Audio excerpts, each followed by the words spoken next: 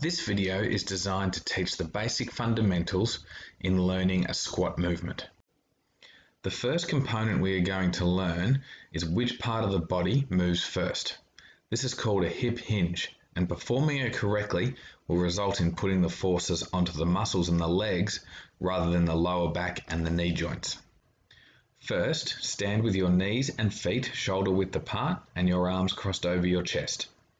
Imagine your body in two halves, your torso, or your upper half, and your legs, your lower half. The first movement is to flex or bend your torso at the level of the hips, hence the term hip hinge. In this example, we will exaggerate this movement so that it can be clearly seen. Once this movement has been performed, you then move your backside down and back in a smooth, fluid motion until you are seated. A common error is to bend first at the knees, which we will demonstrate in this example. By bending at the knees first, we place a large amount of pressure on the knee joints and the lower spine. It is therefore important to perform the hip hinge as the first movement.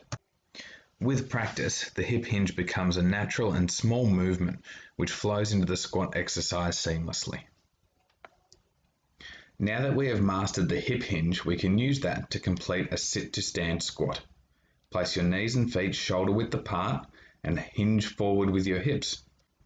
Focus on pushing your feet hard into the floor to achieve a standing up position.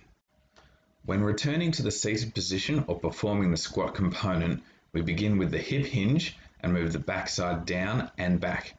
It is important not to collapse into the chair, but to slowly control the movement of returning back to the seated position. So once again, hinge forward, use your feet to power through the floor to achieve a standing upright position.